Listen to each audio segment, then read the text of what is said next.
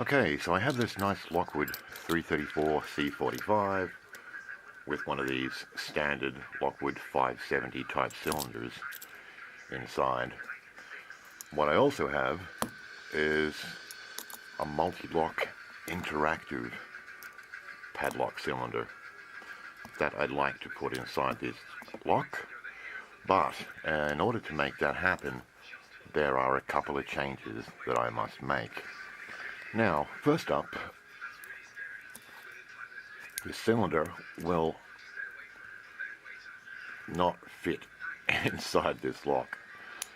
So one thing that needs to be done is some sanding around here to reduce the outside diameter of the cylinder so that it can actually fit inside the padlock body.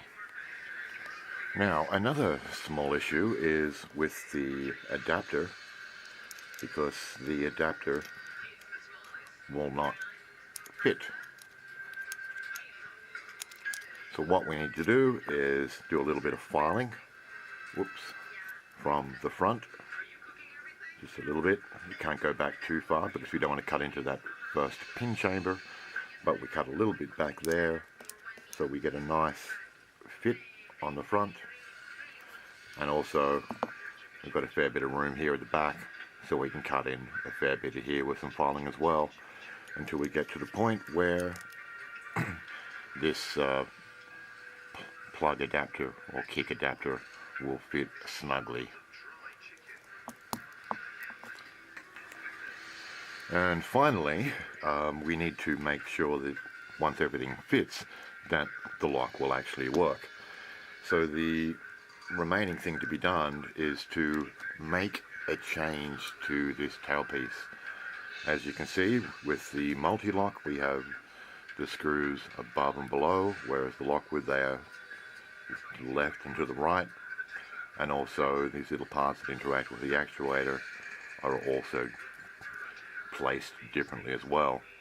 So what I'm going to need to do is to make myself a new tailpiece for this lock. So those are the basic changes that need to be done, and once they are done, we will have a nice Lockwood with a Mul-T-Lock Interactive core. So after a little bit of sanding around here to reduce the outside diameter, we end up with something that fits cleanly in the padlock body, slides out nice and easily. So that's all we needed to do there. And after a little bit of filing away here and here, we can now take this adapter and fit it over the top of the cylinder. So that's all that is needed to be done there. And finally, I made a custom tailpiece for this lock. Let's compare it to the Lockwood on the left, and you can see it's quite similar, but obviously with the screws in a different place. So that much is done, and the lock is basically ready to put back together again. And so putting it all together, this is what we have.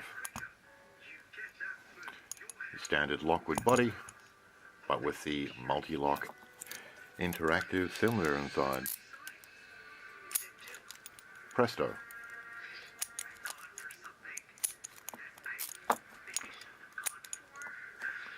Little bit of work, but a cool result, and I'm very happy with it.